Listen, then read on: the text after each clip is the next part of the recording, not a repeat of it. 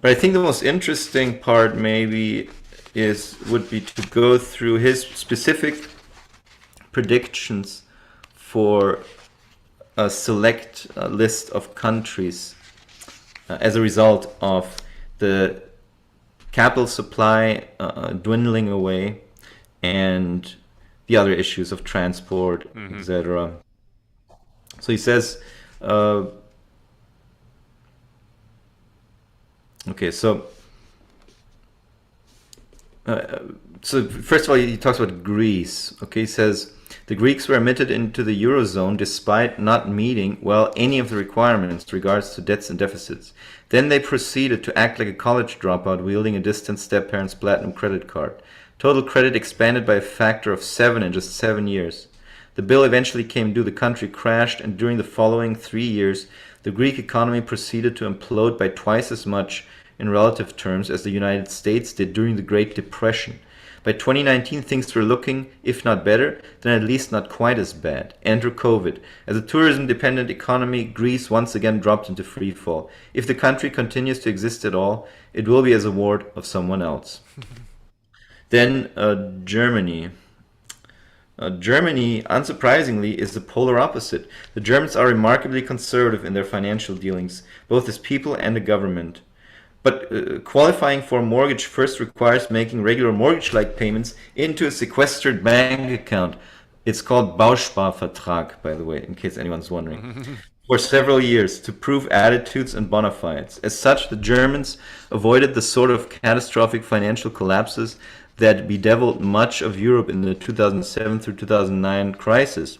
One result among many was that the German economy bounced back first and fastest, leading firms across the continent to put their eggs in the German basket while the rest of Europe withered. 2 cheers for the Germans, but only 2. The establishment of all things German at Europe's center bred resentment throughout Europe. Asterisk on that. Now, we know from an MMT perspective that a lot of this is simply just set up for the fact that Germany's net export, Greece's net import, and they all have a foreign currency, the euro. No individual country has control over the euro. There's this European Central Bank, which, for all intents and purposes, acts like a foreign country and acts like a foreign currency. So when Greece, and I'm not saying those things aren't true and that, but the Greece politicians aren't corrupt or whatever. But we do know simple extension of credit doesn't destroy you. What destroys you is the lack of public sector net savings. And because they're not. Greece isn't able to print its own public sector net savings, kinda, and they have this massive trade deficit. Whereas Germany, because they export, they have this mass trade in surplus. They could sit back and go, "Well, look how conservative and responsible we are," right? When in reality, asterisk on the asterisk. Germany no longer has an export surplus, Woo-hoo! I don't think, ever since oil prices went up so much. But go ahead. Well, okay, so up until that point, that they have this surplus in their trade deficit, and again, I'm not saying that the Germans aren't fiscally responsible and that's good or bad, or the Greeks aren't fiscally responsible and that's good or bad, but the primary issue here is foreign currency, the euro, and private sector net savings when you can't access it through the central government, because the central government is essentially a foreign government in the Eurozone when it comes to money, and the only place you can get it from then is your trade surplus or deficit. Well, Germany has a trade surplus and Greek has the trade deficit. There you go. Right? Nima's sharing something. Yeah, just real quick, this is the German current account surplus over time. And a big drop. So here's where we are now. So it's dropped near zero, but it's still a little bit in the positive. But definitely the years of Germany as this export country have come to a pause for now, at least, related to the gas issue, the Russia situation, all of that, I suspect. Right, and anyway, which, according to Peter Zeihan, it has a good chance of never actually getting resolved. But again, we'll see into the future.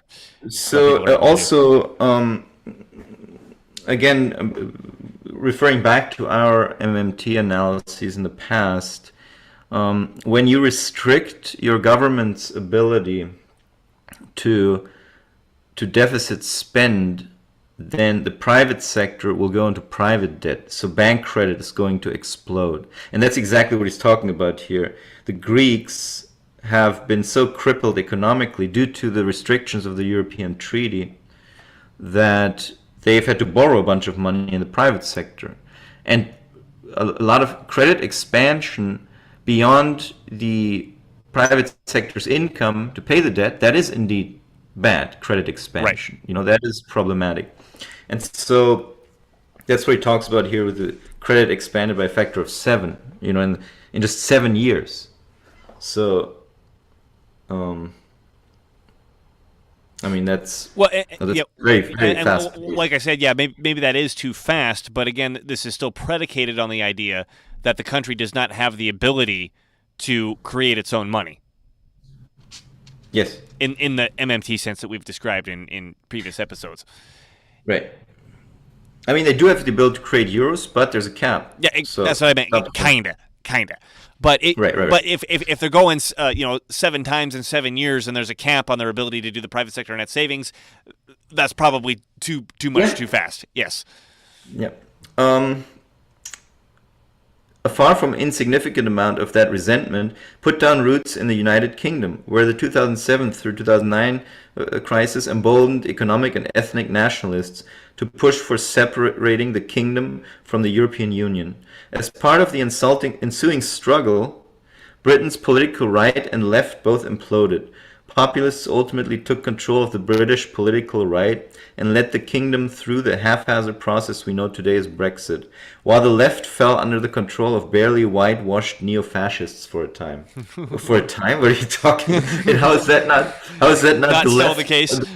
How is that not the left the world over, by the way? Anyway, the credit build in Hungary in the 2000s was among Europe's biggest, expanding by a factor of 8.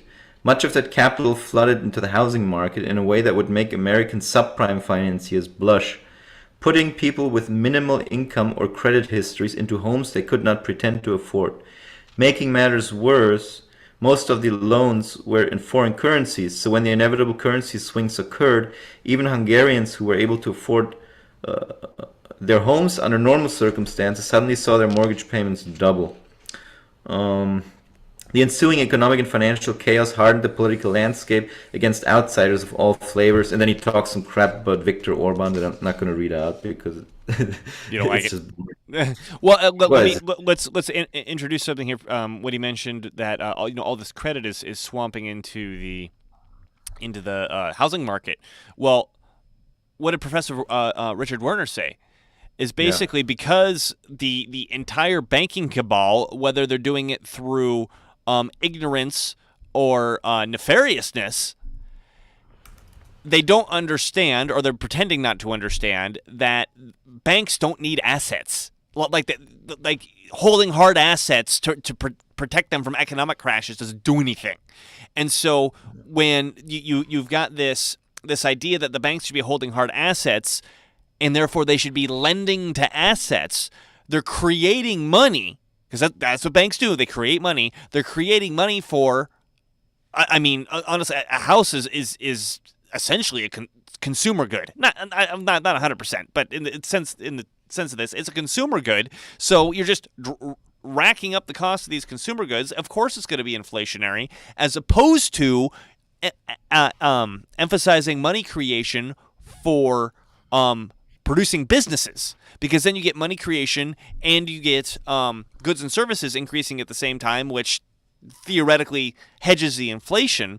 So, this is another traditional. This is another casualty of the traditional neoclassical understanding of economics and a misunderstanding of the banking system to say, okay, well, all right, banking system, get out those home loans, get lots and lots of home loans out there, and create that asset bubble that doesn't actually produce anything. Because, as mentioned before, the only thing, a good loan is simply one where the payments are made. And like you said, if the private sector goes into debt with itself beyond its ability to finance it, then they're bad loans now. Well, emphasizing asset loans by default creates that situation. And it seems to be that we're emphasizing these asset loans due to a stark misunderstanding of how the banking system works. Basically, that it creates money, it does not lend out deposits. Right. Singapore has a big credit signature with a 5-fold increase in credit since 2000. But Singapore is a financial center and so is constantly investing in places outside of itself. Much of its private credit is wrapped up in foreign economies. Additionally, Singapore has a government investment agency, Temasek, that is responsible for funneling a lot of the city-state's money into projects abroad.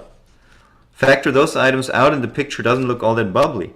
That said, Singapore sits on the Strait of Malacca, the world's busiest trade route, and serves as the world's largest transshipment center, to such a degree that its fuel tanks hold and manage the distribution of so much petroleum that they constitute a global price standard. Should anything happen to the velocity of global trade, Singapore's trade-centric economy could not help but suffer in the short term, regardless of how well managed the city's finances happen to be. So yeah, it's actually true. There's a Singapore oil index, I think. I just recalled that. So then he talks about Australia. Australia has avoided recession for a generation. Others noticed, and foreign money has spammed into the country to take advantage of the longest continuous period of economic growth in human history. That has turned the Great Down Under into the most overcredited of the Western countries, and to not yet experience a credit collapse. Credit has increased 6-fold since 2000. Housing and household debt are, of course, the expected bugaboos, but the credit inflows have pushed the Australian dollar up to uncomfortably unsustainable highs, eroding the competitiveness of every economic sector outside of mining. That's actually, the Aussie dollar has crashed quite a bit over the past couple of months, so that may not apply anymore. But that maybe big picture, it's still the case. I don't know. And then he says, this will blow. The question is when. In Colombia, so just to summarize, he says Colombia has struggled with the civil war and all that stuff for a while, so their credit binge was, if anything, about regaining lost ground. The challenge moving forward will be to win the peace by demonstrating to those on both sides of the war that not shooting at one another is good for business. The most likely path? Easy credit for all to spark infrastructure development and consumer activity. Colombia's credit binge isn't in its past, it's in its future. So, if for investors out there, Colombia might be interesting. Colombia might be interesting, yeah. Indonesia as a country, I tend to be bullish about for a mix of reasons. A large, young, upwardly mobile population. A government that by design focuses on the densely populated island of Java, enabling it to concentrate its efforts on a fairly specific and politically unified geography. Broad-scale energy security. An excellent location astride the world's most prolific trade routes. And proximity to the massive mineral and agricultural exports of Australia and New Zealand, on one hand, and to the complementary industrial and financial partners of Singapore, Thailand, and Malaysia on the other. To this, I add a surprisingly conservative credit profile. Yes, overall credit in the Southeast Asian country has risen by a factor of more than 7, but economic growth has outpaced it. Back in 2000, overall credit was equal to GDP, something that would normally be more than a little worrying for a poor, sprawling country like Indonesia. But despite year-on-year rises in absolute credit for the next 17 years, the ratio of credit to the overall economy has actually fallen by a third.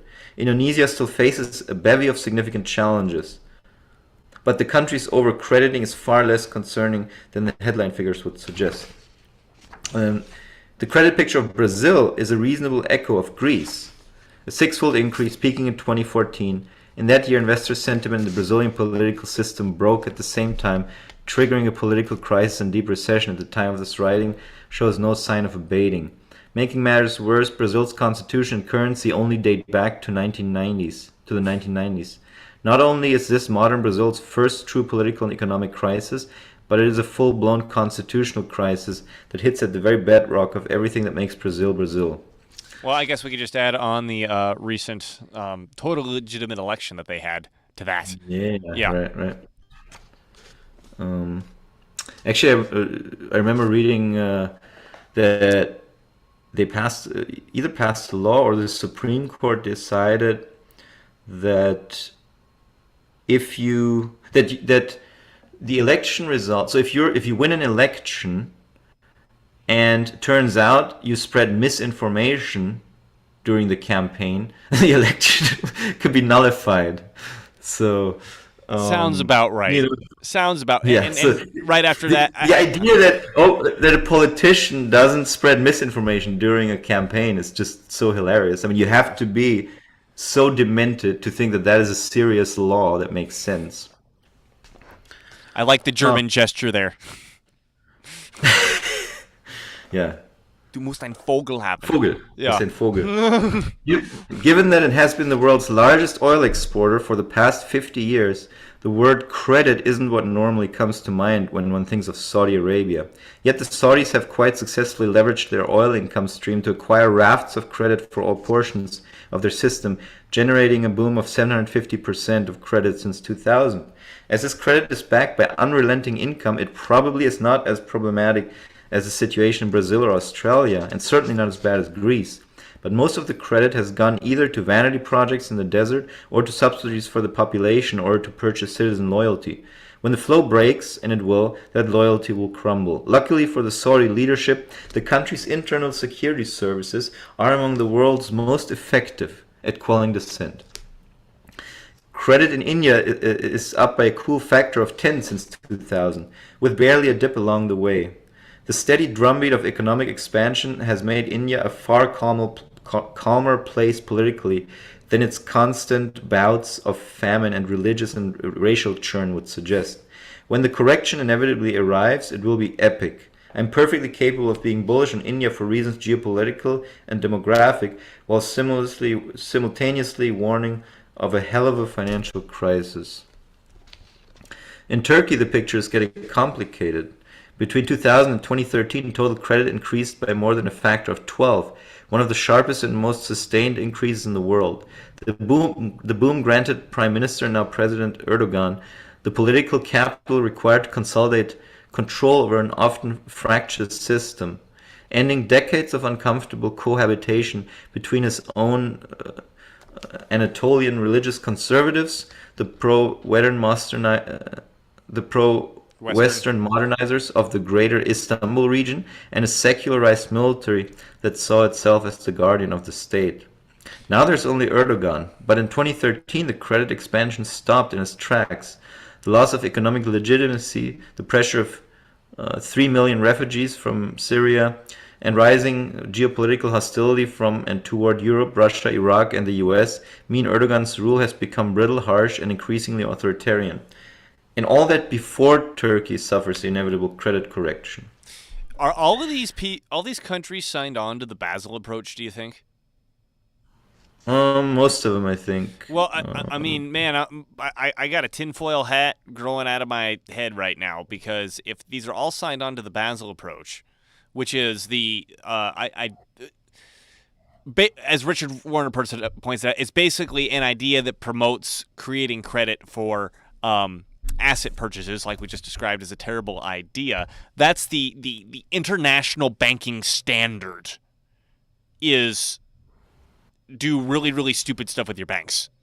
And it sounds like because, Peter Zeihan's going over this credit expansion, and as we just emphasized, it depends on what the credit is expanding into. Is it expanding into productive businesses, or is it expanding into asset purchases? And then if we back that up with an MMT understanding, we go, well, what's the private sector net savings doing behind that? Right? Yeah, so I'm just looking here. Germany is a member. Greece is not a member. Of the Basel? Um, Is that what we're talking about? yeah, actually, but the European Union is a member, so it doesn't matter whether Greece. So Right. every European Union member country technically has agreed to this. France, Germany is member. China is a member. Brazil is a member. Australia is a member. Indonesia is a member. Japan. Well, with China, Saudi I don't Arabia. believe them on being a member of anything. Like, oh yeah, well, Right. we'll do that. We'll do that. Do something else. Singapore, Yeah. Saudi Arabia, Turkey. Yeah, this lines Most up of exactly with what you just said. So if all this, they got all this credit expansion that's dumping into assets, it sounds to me like a bubble is being intentionally pumped up here. right. Um, at the time of this paragraph's edition, February 28, 2022, so he added this paragraph into this analysis. Russia is being melon scooped out of global finance as punishment for the Ukraine war, the Russian central bank included. By the time you read this, the world will have a fascinating, horrific case study of true financial disintegration. Nor is Russia done, beset with a population aging into decrepitude and a system that has given up educating the next generation. Russia's credit collapse is but one of a phalanx of factors capable of ending the Russian state. It's like, I don't know what he means when he says stuff like ending the Russian state. What do you mean? Like, country disappears? I guess the control network disappears because Yeah. I mean, So hold on. maybe revolution. Well, and let's talk about some of the factors of Russia that we didn't mention earlier. I may have picked some up from the videos that you haven't picked from the book. One of the really big ones that's happened since the Ukraine war started is something on the order of, last I checked like a month ago, 1 million Russian men have left the country because they don't want to get conscripted, because in Russian history, well, how do they fight wars? They just throw bodies at it, and if you try to run away, they shoot you. Right? And I know I can confirm that from my anecdotal stories, because my fiance Katya is Russian and her family has lots of friends who are trying to flee the country. Yeah. Trying to come to the US through Mexico, all this stuff. Well, hold on, I wanted to add this. So when you add that to the fact that the men that they are conscripting are getting sent to Ukraine as cannon fodder now, and Peter Zeihan points out historically Russia has never given up on a war until they have at least 500,000 dead. Add that to the decrepit population, right? Where one of the reasons that Peter Zeihan argues that Russia decided to go to war now is because now is the last fucking time ever that they'll have enough fighting age men to go to war, because there's not going to be enough after a generation. Add that to the fact that the educational system is disintegrating. I watched another video on that basically so much is getting clamped down in the educational system that if you're a professor and you question the war, you get fired. We know what that looks like. So the educational system's disintegrating.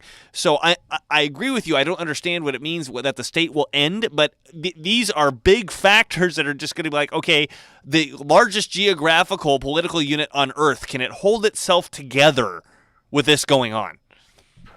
The question isn't will the Russians go out swinging. Russia's invasion of the Ukraine is testament to that. But instead, who else will they swing at?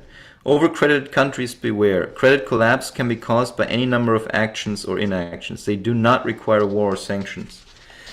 Not to belabor the point, but the absolute financial blowout that is China has generated the largest and most unsustainable credit boom in human history, both in absolute and relative measures. The Chinese will exit the modern world just as they entered it, with a big splash. The only question is when. If I had the answer to that, you wouldn't be reading this book, because instead of struggling through edits, I'd be idling away my days on the Peter Virgin Islands.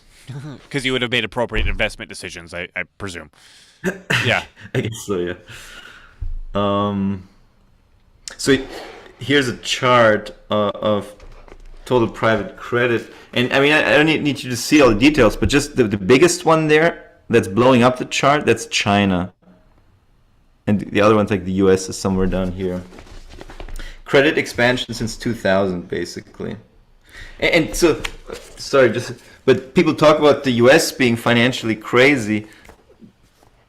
This is the US here, this little line down here. The dark black line on the bottom? Yeah. So we're the most conservative. Holy shit. Yeah.